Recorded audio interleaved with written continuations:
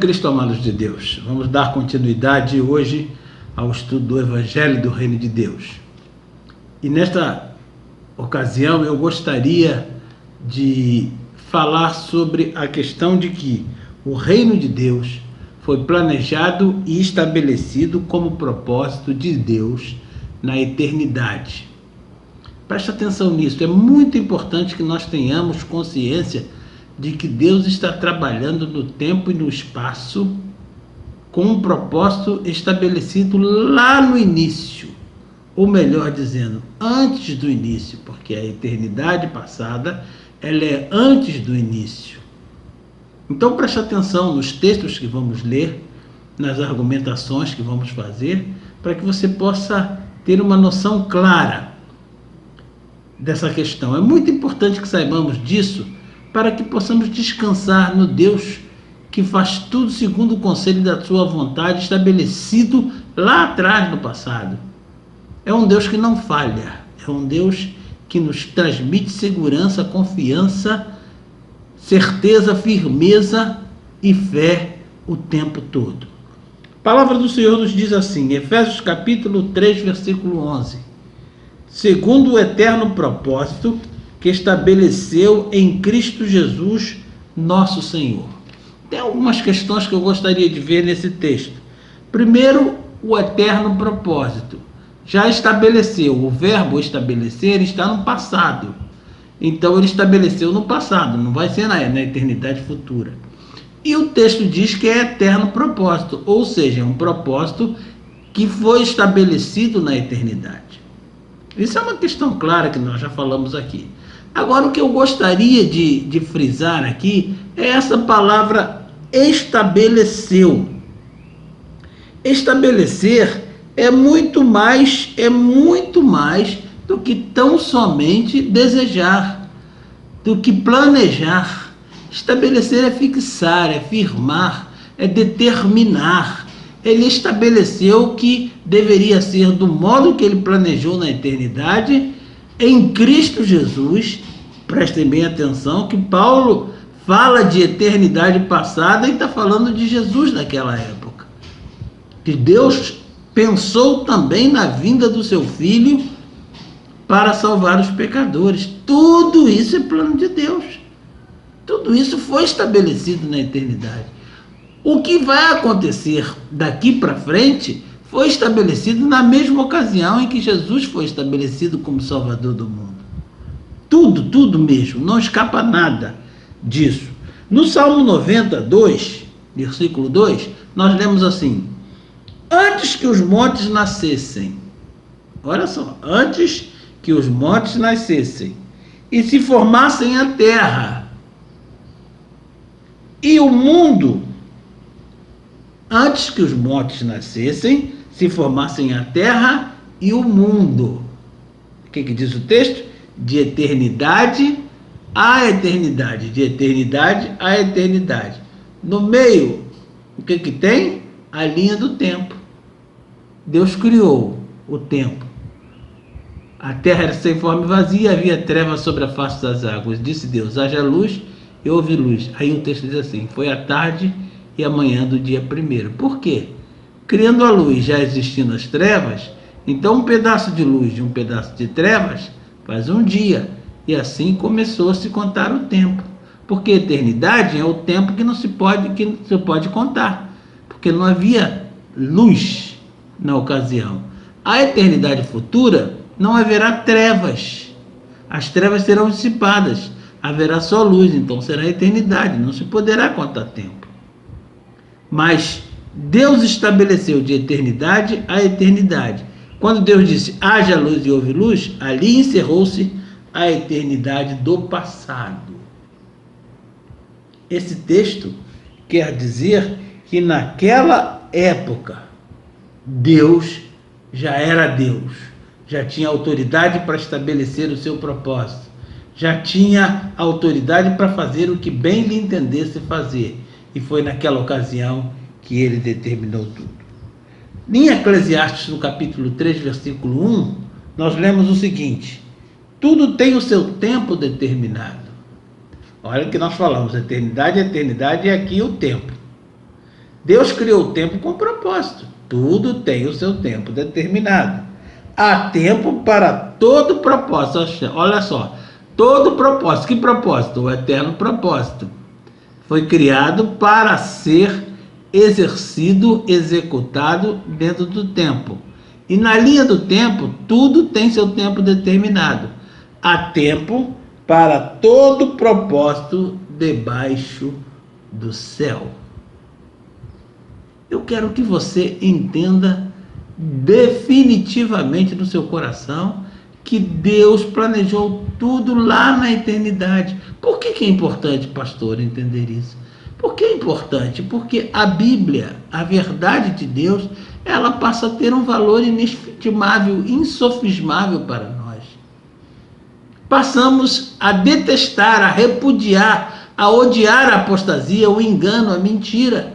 Quando olhamos na palavra e vemos que a palavra não diz aquilo que os púlpitos estão dizendo, nós temos a obrigação, uma vez conhecendo essa verdade, temos a obrigação de ficar com a verdade. Essa ponderação, esse pensamento é importante para nós vermos o valor da palavra, porque ela procura nos comunicar completamente todo o propósito eterno de Deus. Sim, senhores. Olha só o que nos diz Atos capítulo 4, versículo 28. Para fazerem tudo o que a tua mão e o teu propósito predeterminaram. Sim, Deus permite que as coisas aconteçam segundo o seu propósito. Querido, presta atenção, se alguma coisa estiver acontecendo que pretende desviar do propósito de Deus, de tal forma que macule, estrague, prejudique o propósito de Deus, não consegue, ninguém consegue. Ninguém conseguirá deter a mão de Deus para impedir. Todas as coisas concorrem para o cumprimento do propósito de Deus. Isso não é texto bíblico, não.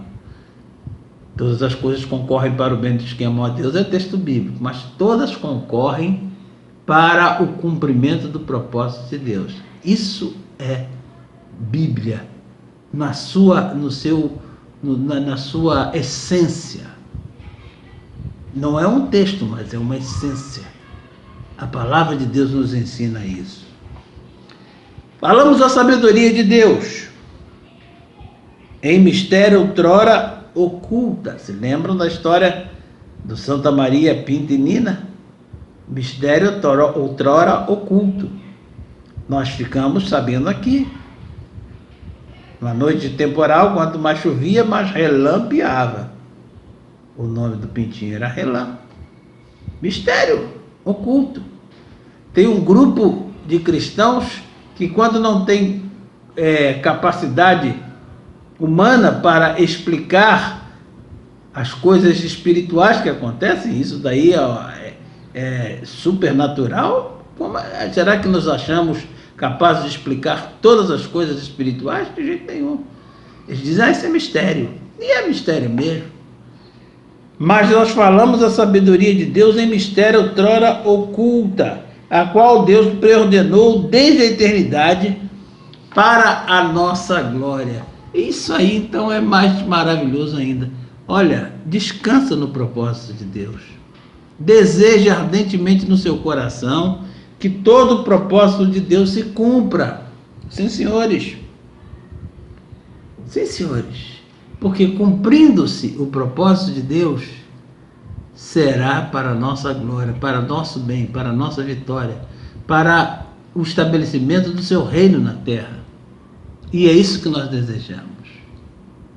Agora eu quero lhe mostrar um texto bíblico que aponta para a grandeza, o valor insofismável que Deus dá ao seu propósito. Olha o que diz o texto de Hebreus capítulo 6, versículo 17. Por isso Deus, quando quis mostrar mais firmemente aos herdeiros da promessa a imutabilidade do seu propósito, se interpôs com juramento. O que Deus fez?